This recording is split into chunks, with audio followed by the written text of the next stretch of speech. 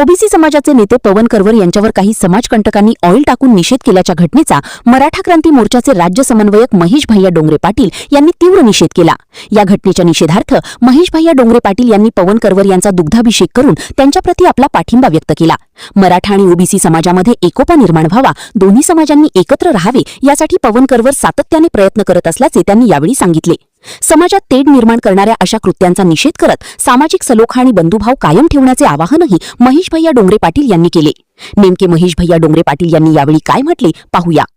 पवन करवर सारख्या ओबीसी समाजाचे नेते व धनगर मराठा समाजाचा कधी वाद होऊ नये म्हणून पवन भाऊ करवर यांनी प्रयत्न केला आणि काही दलाल लोकांनी पवन करवर भाऊवर आज जो हल्ला केला, शाईफेक केली, म्हणून सकल मराठा समाजातर्फे पवन भाऊवर आज दुग्धाभिषेक करून आम्ही त्यांना दुग्धाभिषेक करत आहे।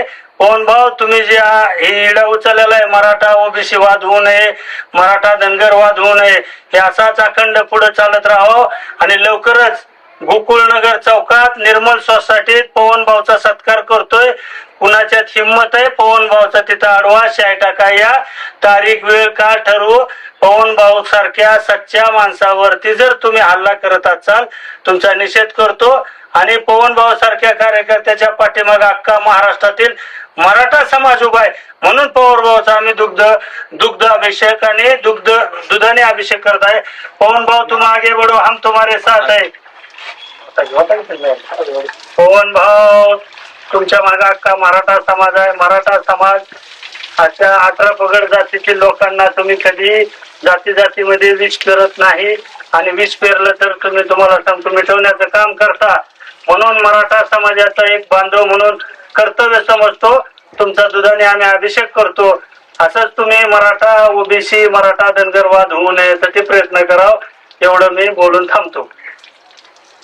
खरं बघायला गेलं तर मी हे अभिषेक माझ्या आयुष्यातला पहिला दुधाभिषेक आहे।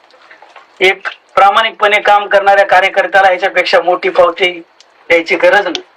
त्याच्यामुळे मी महाराष्ट्रातल्या सर्व माझ्या मराठा समाज बांधवाचे मी माझ्याकडनं आभार व्यक्त करतो।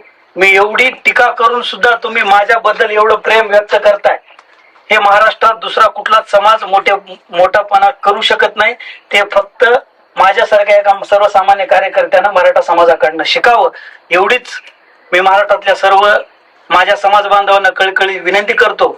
आणि इथून पुढे सुद्धा मराठा धनगर किंवा मराठा ओबीसी वाद होऊ नये म्हणून मी माझ्या शेवटच्या श्वासापर्यंत प्रयत्न करीत राहील आणि वेळेप्रसंगी मला जीवदरी द्यायची वेळ आली तरी मागं पुढे बघणार नाही, कारण ही शिकवण छत्रपती फुले शाहू आंबेडकर यांनी आम्हाला दिली आहे। त्यांचा वसा वारसा पुढे घेऊन जाण्याचं काम हा पवन करवर करेल, हा शब्द तुम्हाला इथं मी एक धनगर समाजाच्या वतीने देतो। जय मल्हार, जय मल्हार।